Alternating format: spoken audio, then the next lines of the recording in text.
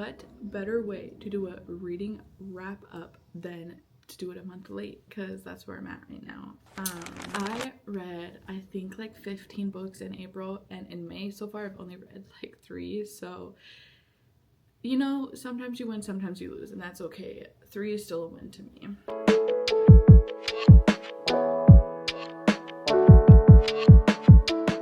So this is my readings and ratings with reasons for the month of April, and maybe do like a combo month because I haven't read that many this month. Starting off, I read an arc for Melissa Wirt, and it's called I Was Told There'd Be a Village, and as a new mom, this book spoke to my soul. I loved all that it covered, and it just like, it made me feel so seen as a new mom. I gave this 4 stars. The second book I read for the month of April was Morning Glory Milking Farm. I gave this 4 stars. Absolutely love this book. The spice was good. It wasn't like over the top.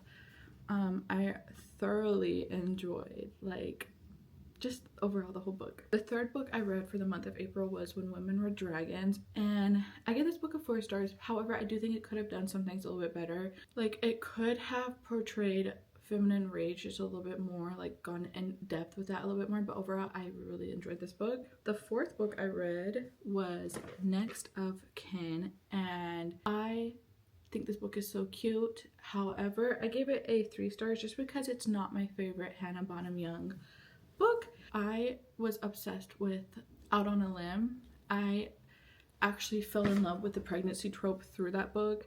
It gave me my first taste with it, and I think that it's just such a well-written book. However, Next of Kin just was not like my cup of tea. Next up, I read First Time Caller. I gave this book 4 stars, and I thought this book was so cute. I loved the storyline and how everything just played out. I think that the audiobook is just done so well, and even though it's not a graphic audio, it's still just like all the sound effects and the way the book was portrayed. I just love it, and that doesn't even cover the fact that the book itself was amazing. Highly suggest reading it. I think it's so cute and romantic. Not a lot of spice, but I think it's like perfect because sometimes you need a break from spice, and I think this just covers that perfectly. After that, I got into the Lila Sage Rebel Blue Ranch series, and let me tell you, I do not know why I didn't read this series sooner. I've had so many people tell me I need to read it. I kept putting it off, and then I read it at the perfect time. I started reading it in April, finished reading it in April, then Wild and Wrangled came out, and the Libby app gods shined on me because I was supposed to wait for a while to get Wild and Wrangled, but I was able to read it this month because everyone else, I guess, was blowing through it too. Anyways, starting off, I read Done and Dusted, 5 stars, immediately just 5 stars. I love Rebel Blue Ranch and all that it encompasses. Emmy and Brooke's story, I just love how it starts off with them. After that, I read Swift and Saddled. Okay, so like if I were to rank them in order, I would say Swift and Saddled's like on the lower end for me because their story was just a lot shorter compared to the other writer siblings. After that, I read Lost and Lassoed, which is Teddy and Gus Ryder's like story, and oh my god, I don't know what it is about their father Amos, but oh my god, I'm not gonna cry because somebody's coming to our house and I cannot cry right now, but just something about the way their dad kind of like meddles in their love lives, but in like a good way, and just brings them all together, and it gives me this like warm fuzzy feeling because it's something I wish I had, and I love that connection I felt through them to their father, and it just reminds me of why I love reading because it gives me that sense of like family, so to speak, that like I always wish I had. I love the Rebel Blue Ranch series on a level that is far more deeper than I should. So Done and Dusted was 5 stars, Swift and Saddled was 4, and Lost and Lassoed was 5.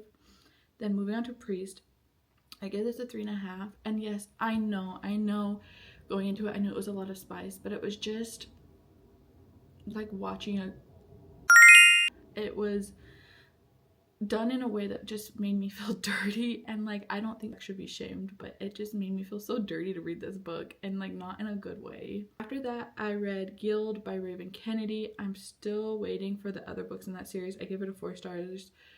I loved the audiobook for this, and I just fell in love with the characters, and I think it's such a good series, and I cannot wait to read the rest of The Plated Prisoner. After that, I read Daughter of the Moon Goddess. Again, I'm waiting on the rest of the books from Libby, so I hate like starting a series and then it gets broken up and I have to wait for them. But the Rebel Blue Ranch series just literally all came back to back, and it was just like perfect. The universe was looking out for me. Daughter of the Moon Goddess, I gave a 4.5 stars. I really loved the storyline. I can't wait to get into the other books. I love like the magic and mystical and cultural themes in it. After that, I read Part of Your World by Abby Jimenez, and I really like this book. Just for the Summer is the first book I read of Abby Jimenez. I read that in, I believe, March. I didn't realize it was part of a series in the same world or universe of like storylines. Had I known, I would have read them in like better order, but I really like this book.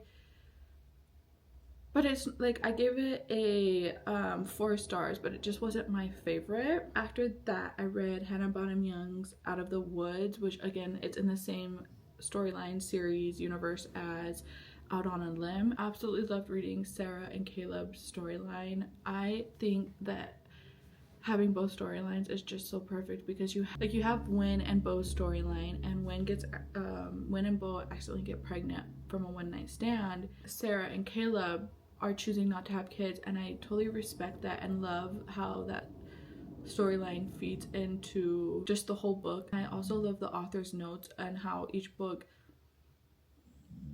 she related to in a sense, and like how it was like part of her own life.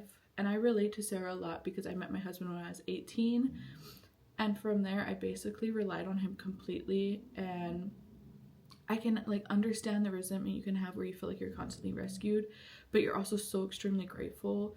And so I just related to Sarah and to Hannah so much from this like side of the story, and it just made me feel so seen. And I love that about a book that can just make me feel so like seen and heard, and makes me feel like I'm part of the book or the story. So I gave Out of the Woods a 5 stars. That is all that I read for the month of April. 1, 2, 3, 4, 5, 6, 7, 8, 9, 10, 11, 12, 13. Okay, so not 15. I read 13 books. Okay, we're just gonna ignore this because my nose will not stop running and I'm just tired of blowing it. I miscalculated. I actually did read 14 books because I started a book in March, didn't include it in my March reading wrap-up because I finished it on April 1st, and that book is Check and Mate by Ali Hazelwood. I wasn't the biggest fan of it just due to the way that FMC is portrayed. She has a mother who's very ill, so she's basically the sole provider for her family, and she has 2 little sisters. She gets fired, so she's really down on her luck, is broke, and someone comes in and offers her like this amazing job doing something that she like is very passionate about and loves, and she declines it just based off of the principle. And like, I hate that trope. I don't know what it is, but I just like, it's unreasonable. It doesn't make sense. Like, the trope just doesn't add any benefit to any book, in my opinion, or even movies. And then for May, I've started a lot of books in May but haven't finished a lot. Like, I started Tuesdays with Maury. I started the 5 Love Languages. So the first book I read for May was Wild and Wrangled. I give this a 5 stars. I love Clementine. It's not Clementine, oh my god. And Dusty's storyline. I think it was the perfect way to wrap up this series. Honestly, if Lila Sage came out with a storyline for Amos Ryder and just his story with their mom and when all the kids were little, I think that would be such a beautiful wrap up to the series. But if that scenario never happens, I think Wild and Wrangled is such a beautiful like ending to the Rebel Blue Ranch series. After Wild and Wrangled, I read, okay, so I've only read 2 books this month. I'm currently reading Dungeons and Drama by Christy Boyce. It's a YA novel. Dungeons and Drama gives me like young Sarah and Caleb vibes, and I love that. It's about a couple that are, I think, in high school.